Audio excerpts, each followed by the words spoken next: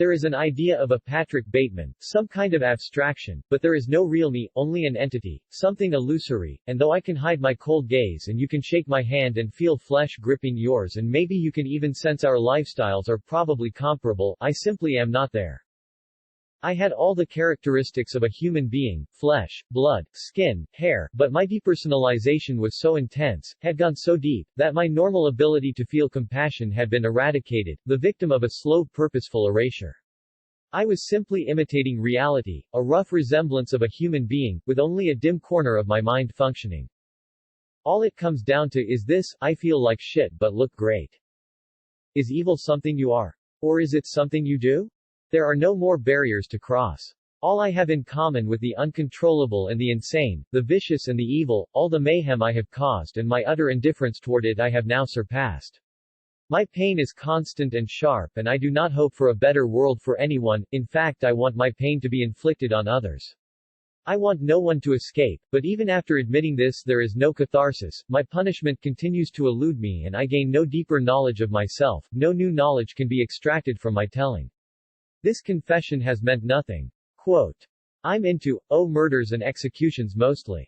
It depends. I stare into a thin, web-like crack above the urinal's handle and think to myself that if I were to disappear into that crack, say somehow miniaturize and slip into it, the odds are good that no one would notice I was gone.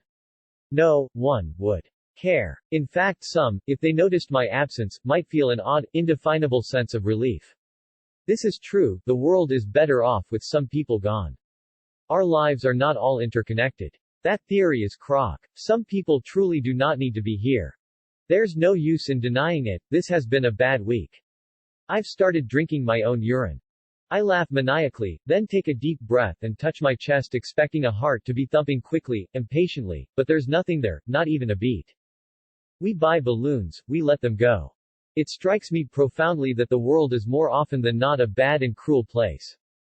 And though the coldness I have always felt leaves me, the numbness doesn't and probably never will. This relationship will probably lead to nothing, this didn't change anything. I imagine her smelling clean, like tea. My pain is constant and sharp, this confession has meant nothing.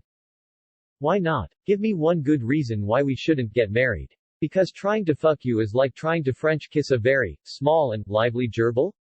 With braces? But, what about us? What about the past? She asks blankly. The past isn't real. It's just a dream, I say. Don't mention the past. Do you know what Ed Gain said about women? When I see a pretty girl walking down the street I think two things. One part of me wants to take her out and talk to her and be real nice and sweet and treat her right. I finish my J and B in one swallow. What does the other part of him think? Hamlin asks tentatively. What her head would look like on a stick. I feel I'm moving toward as well as away from something, and anything is possible. A curtain of stars, miles of them, are scattered, glowing, across the sky and their multitude humbles me, which I have a hard time tolerating.